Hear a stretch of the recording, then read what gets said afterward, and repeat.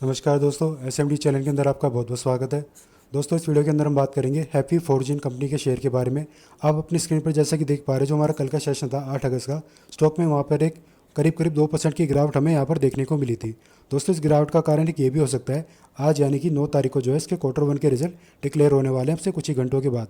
तो देखते हैं दोस्तों इसके कैसे रिजल्ट निकल कर आते हैं। जो भी इसके रिजल्ट निकल कर आएंगे दोस्तों, जब मंडे मार्केट ओपनिंग होगी, तब उस रिजल्ट का डेफिनेटली स्टॉक के ऊपर जो है इम्पैक्ट देखने को मिलेगा रिजल्ट्स का। और इसके अलावा दोस्तों, इस वीडियो में हम रिजल्ट के अलावा इसमें इंपॉर्टेंट सपोर्ट और रेजिस्टेंस लेवल की हम बात करेंगे। रिजल्ट से पहले क्या हमारे डिमांड लेवल है, क्या सप्लाई लेवल है, हमारे किस लेवल पर प्रॉफिट बुकिंग करनी चाहिए, और थोड़े लंबे टाइम के लिए हमारे क्या टारगेट्स हो सकते हैं, और हमें इसमें बाइंग साइड में पोजीशन बनानी है तो किस लेवल पर हम बाइंग कर सकते हैं, और क्या कहाँ पर हमारे स्टॉप लॉस सबसे ज़्यादा लगे हुए हैं जिनको सेलर जो है ट्रिगर आउट कर सकते हैं। तो इन सब के बारे में हम बात करेंगे। उससे पहले दोस्तों एक नज़र इसके मार्केट कैप पर डाल लेते हैं। 9,207 करोड़ इसका मार्केट कैप है फिलहाल। और वहीं अगर इसके हम प्रॉफिट की बात करें दोस्तों, इसका जो पिछले क्वार्टर का रिजल्ट आया था मार्च में, वहाँ पे कंपनी को जो 67 करोड़ का प्रॉफिट होता हुआ हमें देखने को मिला था, जो कि इसके प्रीवियस क्वार्टर के रिजल्ट के मुकाबले प्रॉफिट हमें थोड़ा सा बढ़ता हुआ देखने को मिला था। अब देखते हैं दोस्तों, आज जब भी रिजल्ट आएगा इसका प्रॉफिट हमें बढ़ता हुआ देखने को मिलेगा या थोड़ा सा कम होगा। इसके अलावा दोस्तों, इसके शेयर पैटर्न अगर को हम देखें, प्रोमोटर की जो होल्डिंग है दोस्तों, इसमें अभी भी 78% बनी हुई है, जो कि बहुत अच्छी बात है। और दूसरे नंबर पर म्यूचुअल फंड की हिस्सेदारी है, जो कि करीब 11.5% हमें देखने को मिल रही है। अब जरा इसके चार्ट पर हम चलते हैं दोस्तों।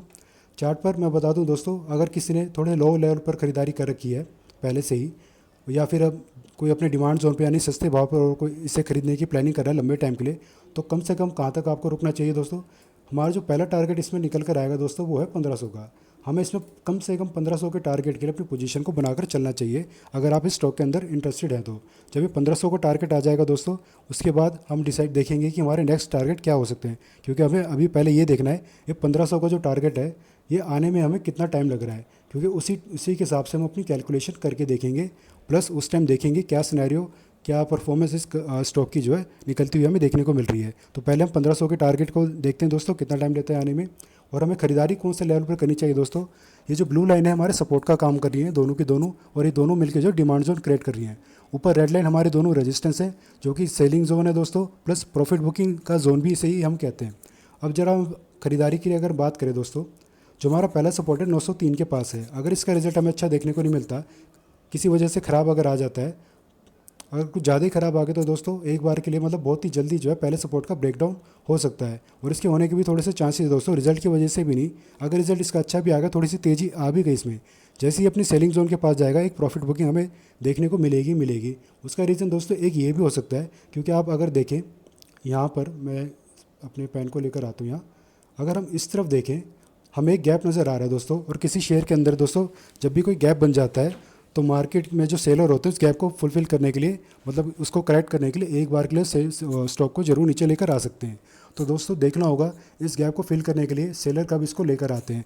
अगर रिजल्ट हमें अच्छा देखने को नहीं मिलता, तो हो सकता है एक कारण ये बन सकता है, और ये अपने ब्रेकडाउन कर सकता है पहले सपोर्ट को। और जो इस लेवल के आसपास जो रेंज है दोस्तों, यानी कि 820 जो हमारा दूसरा सपोर्ट है, इस रेंज के आसपास जो है फिर हम खरीदारी करके चल सकते हैं। लेकिन हो सकता है दोस्तों यहीं से सपोर्ट लेकर ये ऊपर भी जा सकता है।